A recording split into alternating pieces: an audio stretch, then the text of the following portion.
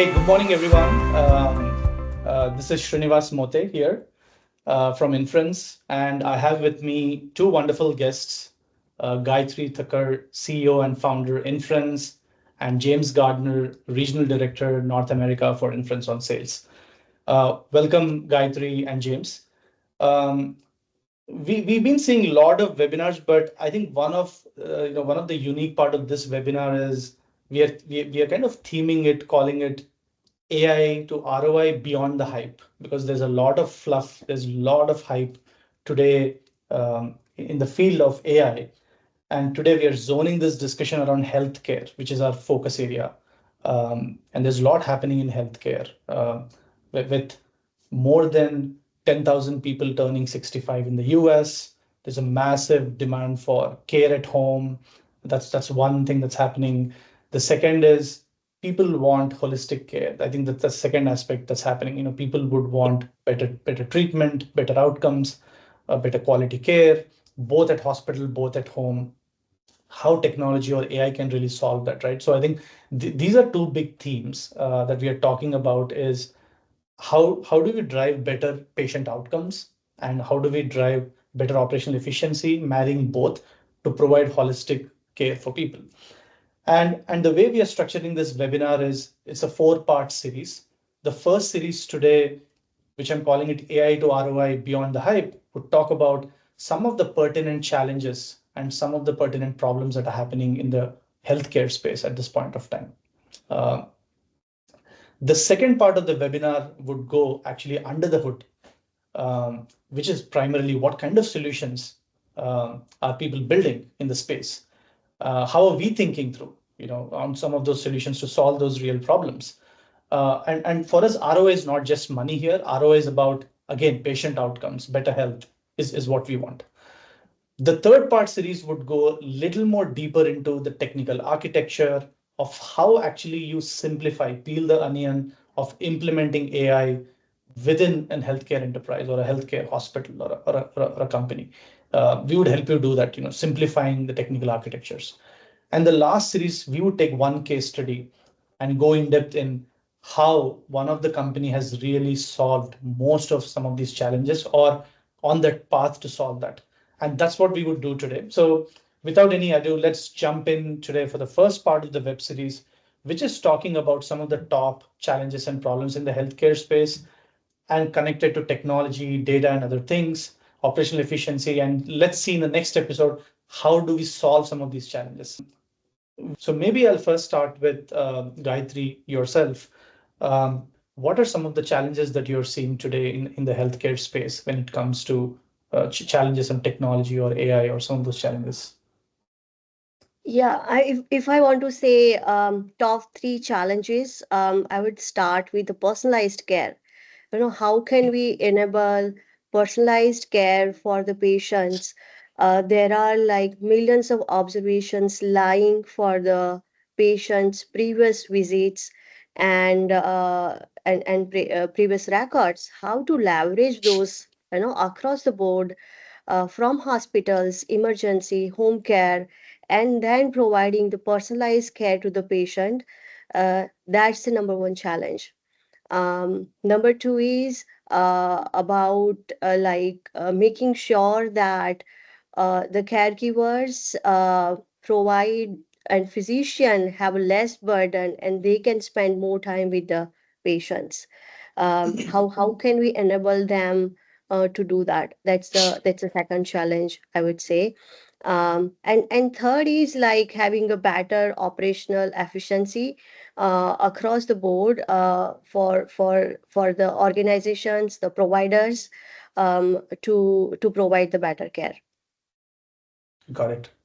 Yeah, I think I would definitely want to jump in some of those, Gayatri. So, but I think as a first question, I wanted to get you warmed up on some of the thoughts. James, this is to you. Gayatri touched upon data required to solve a specific treatment or a problem, analytics data around that. What are some of the other challenges that you're seeing in this space that are actually becoming a friction for outcomes? Yeah, I think a huge challenge is capacity. right? So as you mentioned earlier on, demand is growing and it's growing rapidly. However, there's not enough folks entering the workforce, caregivers and clinicians entering the workforce, right? So how do we relieve some of, say, the administrative burden from some of these caregivers and clinicians so they could spend more time with patients, right? So solving the problem of allowing them to see more patients but spend more time with those patients without risking burnout. So I would say that that's definitely a huge challenge in the space right now. Absolutely. No, I think Gayatri, I think one thing that I definitely want to get into is when people implement technology, especially in healthcare, the source is very critical. Data, right? Um, and data is a very broad word. There's data which is clinical data, which comes from EMR systems, AMS systems. There's also data of employees. There's data of patients, and a lot of other things that come in. Do you think we have quality data today in healthcare? A big $1 million question. Yeah, I mean, a lot of companies are solving that challenge, like um, that's not fully unsolved for all the companies. Um, so few small organizations are still struggling with the data quality and bringing all the data into the place into data warehouse or data lake, and having data quality checks, observability, making sure that it is always correct. So that challenge is solved mostly, but still there are some organizations who are struggling with the data quality part. Understood. Maybe a little more extended question to that, Gayatri. So when you said some companies have solved it, or some healthcare enterprise have solved it, and some are trying to solve on the quality side. What are they trying to solve actually? Like, Yeah. So a lot of data challenges happens um, like a lot of examples you will see that healthcare organizations are growing by acquisitions, right? So you have data coming from multiple companies. You have data coming from not just multiple source systems. You have data coming, as you mentioned, like coming from AMS, from payroll, and law. And then when you have everything in the warehouse, you get a lot of challenges of data duplication, making sure your master data is in place. So those are some of the challenges we have seen in the past and solved for our customers. understood. James, you touched upon capacity. I think that's a very, very big problem. Now, I don't think technology alone can solve that for sure. Getting people. But if I were to double click on a very specific aspect on what can come, what do you think is one big opportunity versus a challenge on recruiting and also retaining people? So how is that managed? Do you think companies are managing that efficiently today? Yeah. So I'd say that the challenge is on both, right? So from a recruitment perspective, because again, resources in the market are scarce, right? So it's highly competitive for these healthcare organizations to recruit these folks. So it's really, really important that their recruitment processes are incredibly efficient, right? And this is where things like workflow automation come into place, right? We need to make that recruitment process as easy, seamless, for the potential candidate as possible, right? Because otherwise, we're going to lose them to the next healthcare organization, right? So I think there's lots of room for improvement in that process, and if you do it right, then you'll succeed. From a retention perspective, really important to address a couple of things, right? To make sure we're capturing sentiment analytics. How are these caregivers and clinicians feeling about their job, right? Do they feel they're getting the support they need, et cetera, right? And then also making sure they're not getting burned out, right? So, for instance, in the home care industry, you don't want a home care caregiver seeing one patient and then having to drive an hour and a half, 2 hours to their next patient, right? Or have their last patient of the day be 2 hours away from home, right? So things like intelligent routing could help to solve for that, right? So it's providing these folks the tools where they could spend time doing what they went to school for 6 or 7 years for, right? Which is spending time with patients. Tools to spend more time with the patients and less time on the other stuff, whether that's administrative work, travel time, etc. And then also training, right? And helping them upskill, progress in their careers as well is going to be a huge part of retention. No, I think what you mentioned about administrative burden, I think some of those are like super, super critical at this time. And I feel most of the caregivers today are spending less time to really talk to patients or clients, spending more time on care versus getting stuck in this, I don't know, administrative documentation and things like those. James, how do you think AI, like a magic wand, would solve it? Well, How I mean, I don't think necessarily like a magic wand, but I think it could have a significant impact, right? So today, caregivers, industry wide are spending 42 to 48% of their time on administrative work, right? So less than 60% of the time they're spending with patients. So if we could relieve some of that burden with things like speech to text transcribing, dynamic document completion, right? Workflow automation to streamline that paper process, right? As well as, and I mentioned intelligent routing before as well. So, making sure that their day is, very effectively and precisely planned.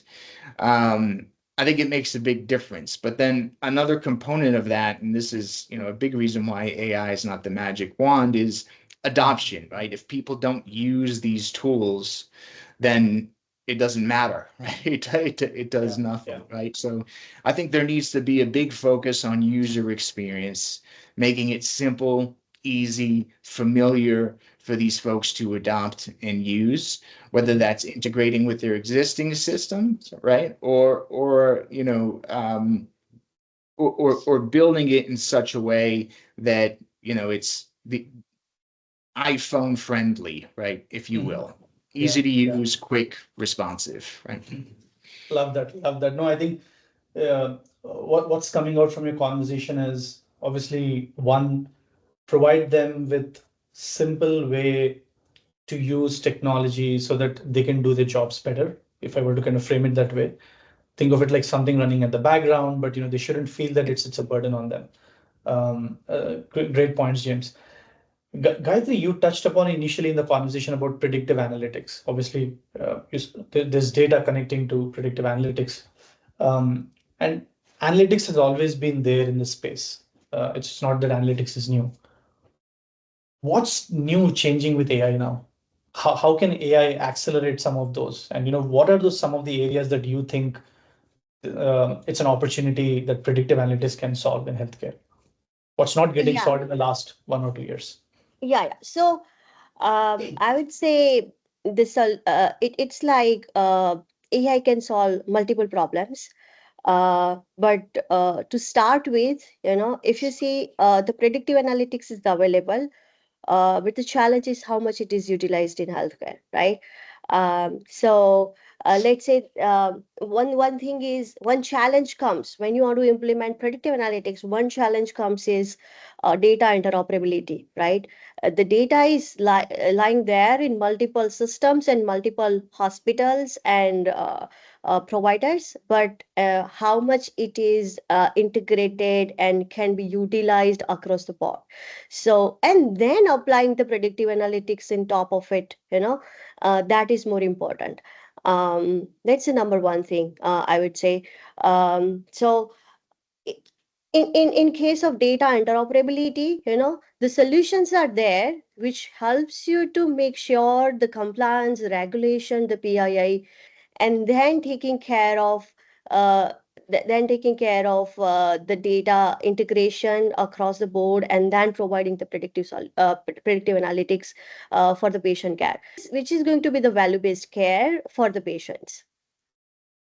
No, absolutely. No, I think what I understand is till now, analytics have been mostly in reports people use, but what you're trying to say is with AI coming in, a lot of things will accelerate on predicting far more larger data sets, um, and the accuracy of the data sets, if I understand it, would start improving. And I think that's where we need to lead towards, because humans and current systems won't be able to kind of process that.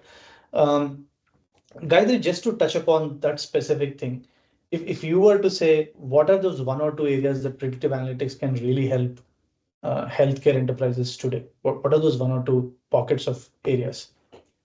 Yes, okay. So, for example, I'll tell you, someone is in hospital, got discharged last week, right?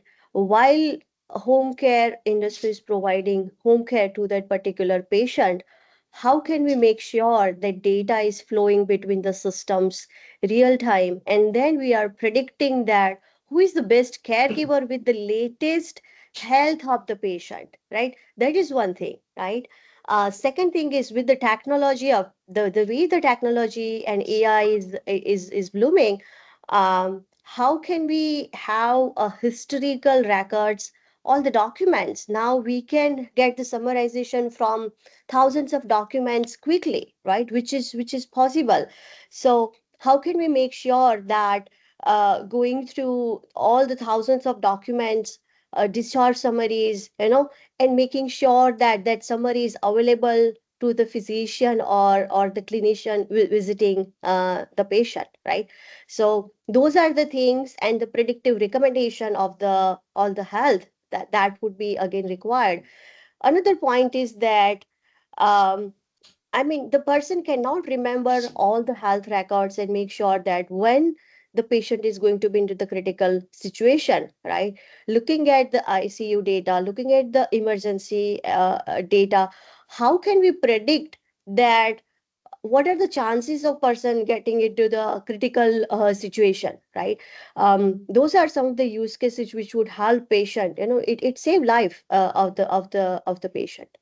Absolutely. No, I think you mentioned a very important point, which is even detecting much ahead of things happen. You get a lot of signals. I would call early signals, early warning signals or flags. Use the right word, flags. To do that, I think is a big opportunity. If we can do that, then patients could get the right care. Um, James, I think you touched three, four critical points: routing, intelligent routing. You touched upon documentation. You also touched upon capacity utilization, right? And all this come under operational efficiency per se. Um, if I were to ask you, the current AMS and EMR systems also provide these solutions, have been providing some of these solutions to an extent. What would be a new way of looking at it to solve these problems with AI? Yeah. Yeah, I think a lot of the AMS and EMR systems out there, while they're great systems, right? They're using some basic factors to make those matches, right? So specialty and skill, scheduling, who's available, etc. I think with AI, you have access to a much larger data set, right? So that means preferences across the board, right? Does the patient have a cat, right? Because okay, well, we want to make sure we don't assign a caregiver who's allergic to cats, right? But having access to much larger data set, but then also building into that model the sentiment analytics so we could understand, well, how was the experience with the caregiver, and then feed it back into the model so that we adjust our matches accordingly, right? So I think so two things: access to more data, which means you get a much more precise match, But then two, integration with all of these other tools from an AI perspective and what we're capturing and the feedback we're capturing, and being able to plug that back into a model that's constantly learning, right? So I think those are probably the biggest things, and just overall being much more responsive, flexible, etc. Yeah, no, I kind of agree with you, James. With AI coming in, what's changing is the static batch-based systems. I call this batch-based systems. This data doesn't flow real time. It's not snappy to kind of take decisions. And especially in healthcare, you need real time or near real time based systems to take decisions, because you cannot wait for things to happen either in operations, because the caregiver has to solve a specific problem for the patient at that point of time, but not like delayed things. And I've seen in the industry that even delay in uploading caregiver notes into the system could also become a bottleneck. So I think some of the solutions that you mentioned, transcribing, would solve even inputting the information into the AMS system, EMR system much faster. Um, Absolutely. Gayatri, I think I think we are pretty close to the time, so I kind of will ask you a little futuristic question.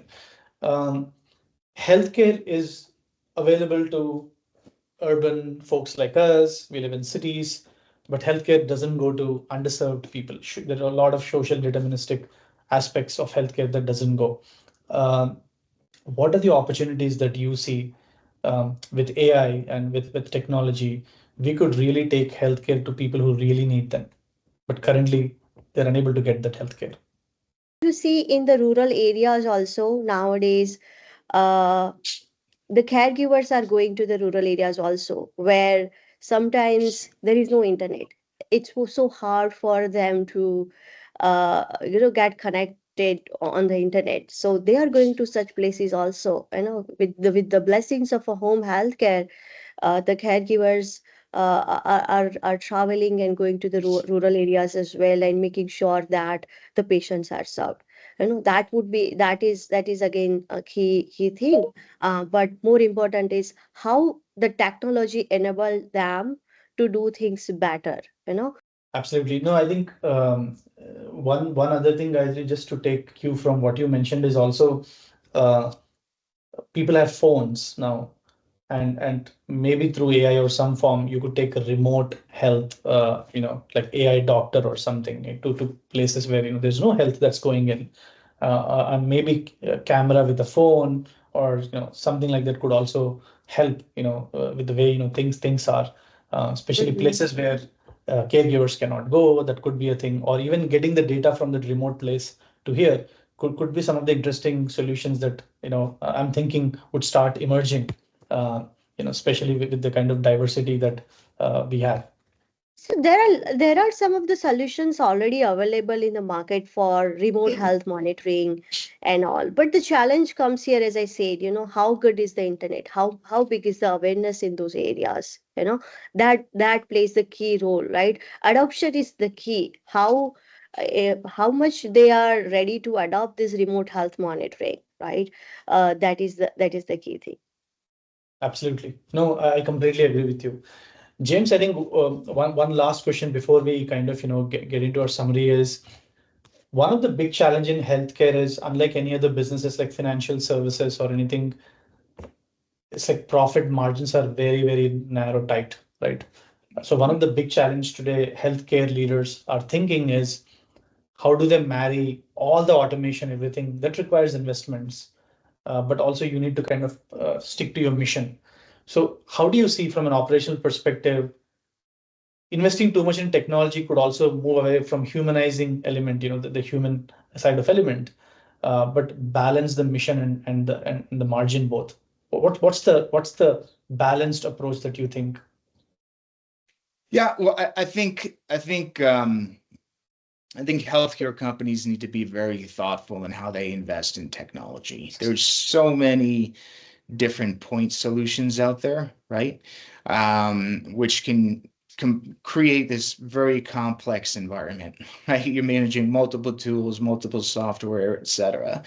But with the power of AI and the newest technologies available to us, um, building your own platform that is simpler from an architectural perspective, more integrated and powerful is now very, very realistic, right? So I think one, that's one thing to consider, right? Is what can you create in-house, make your own IP versus go out and make investments in from a technology perspective. The second component is, right, so a lot of what we talked about ties right into increasing margins, right? Yeah. If we can create more capacity, if we can allow caregivers to see more patients while spending more time with those patients, so delivering better outcomes and removing the risk of burnout because we've made their day much more efficient, we've brought them more job satisfaction, that's going to help us with our margins. And then I think too, just overall reporting, right? If we have our data tied together, we could report better. We could use things like predictive analytics to drive down hospital readmission rates by flagging problems early. It gives a strong case for healthcare orgs to go to payers, negotiate better pricing, and things like that as well, right? Without the data, there's no negotiation really, right? So I think those are a couple of big components. So I think they need to be thoughtful about the technology investments need to be directly tied to ROI and successful outcomes for both the patients, the caregivers, and clinicians. But if they do it well, it's going to have a positive impact on the margins. Absolutely. No, I think very well structured, James. I think what you touched upon is very important, which is um, technology or software always was thought to be simplify our lives, but over the period we complicated it. Every one of us complicated it, not because we had to do it, but because the way the businesses change, it started piling up layer on layer and layer, and it started creating a lot of complexity. And to what Gayatri was also earlier mentioning, we have nice analytics tools, but nobody reads the report because there's so much of reports that are currently there. So I think we have to unclutter that. I do believe AI is a great opportunity to kind of unclutter that software space and make it more simplified, less tech debt, so that it should not be like the healthcare exec should not think to invest versus technology should kind of lean towards providing more margins in some form or the other through capacity, through better utilization and things like those. Absolutely well said. So we have last 3 minutes, so it's like a rapid fire kind of a round. So Gayatri, to you. Um, See, one of the big thing that personally I'm thinking through, like any other industries in healthcare, accuracy is very, very important. You cannot go wrong in treatments. You talked about predictive analytics. How do you ensure AI models stay accurate and unbiased? Yeah. So as a AI native company at Inference, we have been working on a lot of such solutions, and in healthcare AI cannot go wrong, right? So we have to make sure that we are having proper explainability in place, the auditability is there. Also, we have to work on the techniques to reduce the hallucination by implementing those techniques to make sure that agent is performing better.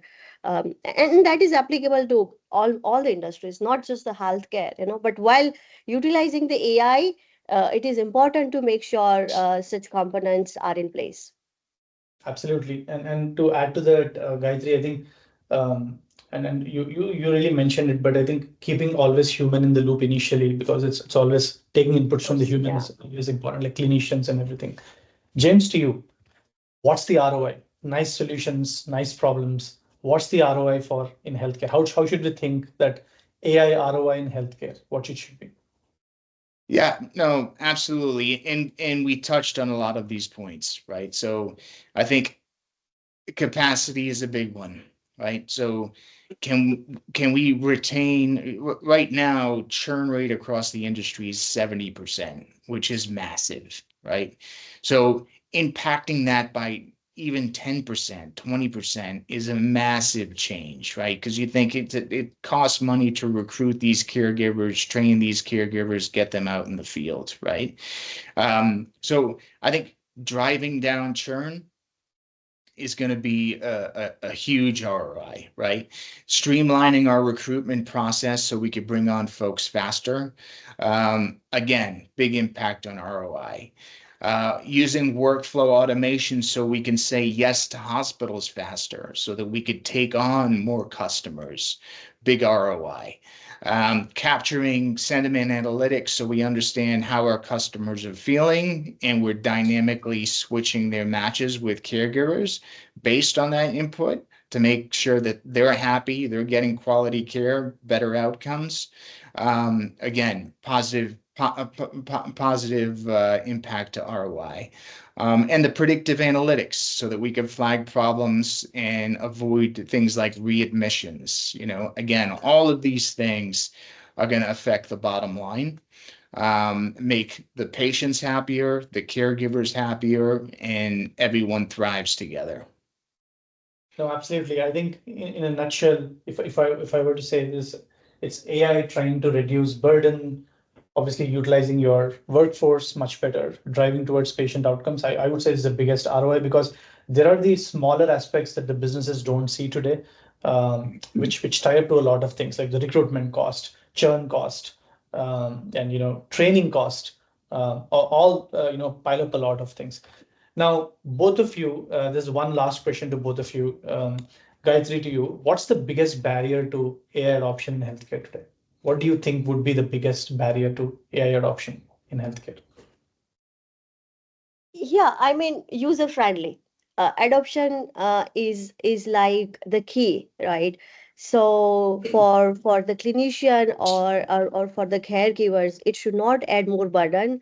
It should be user friendly for them. It should reduce their load, and and that would be the key for the adoption, right? The processes has to be automated.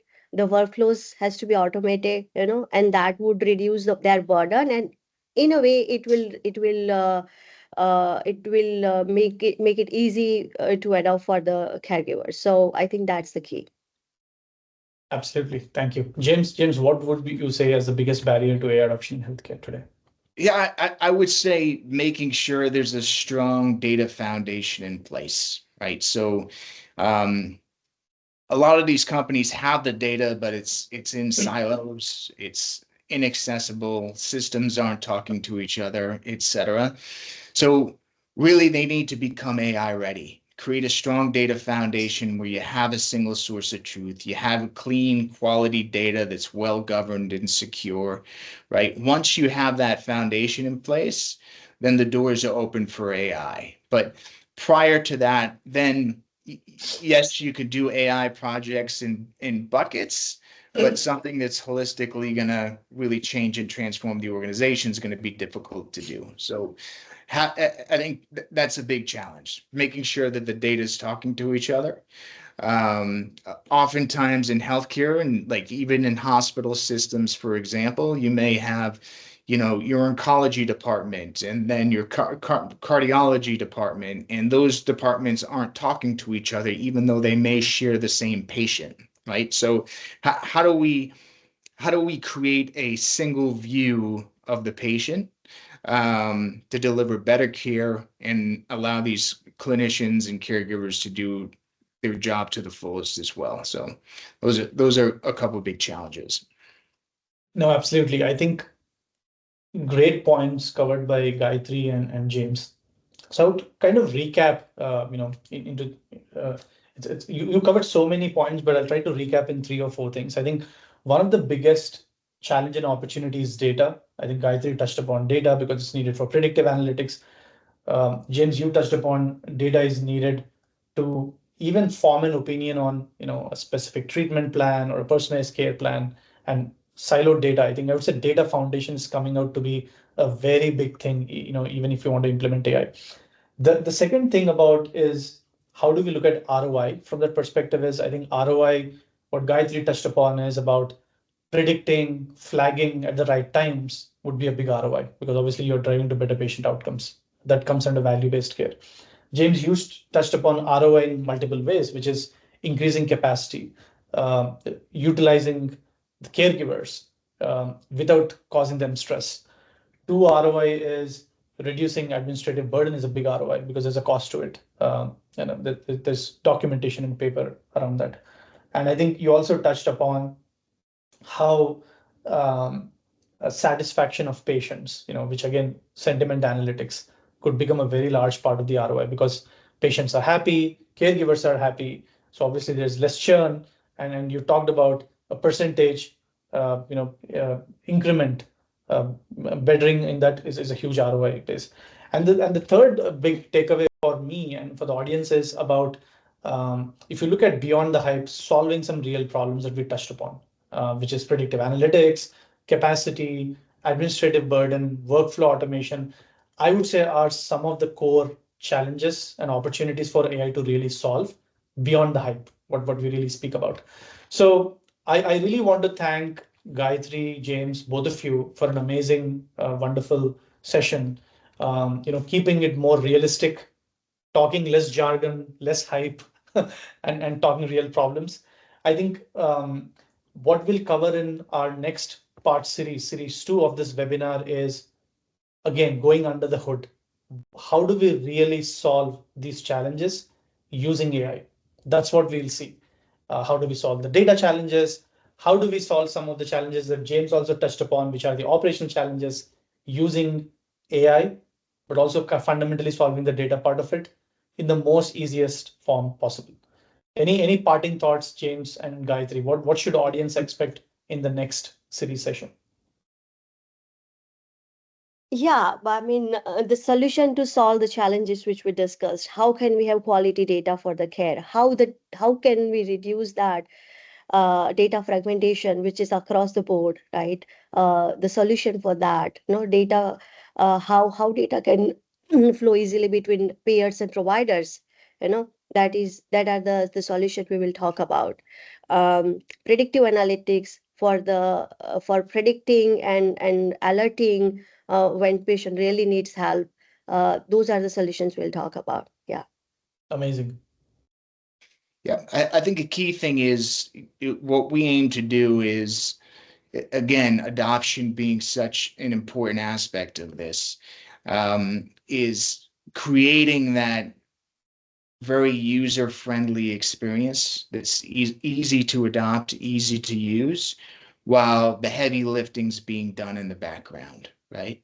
And tying all of these solutions together, right? So they're each benefiting from one another.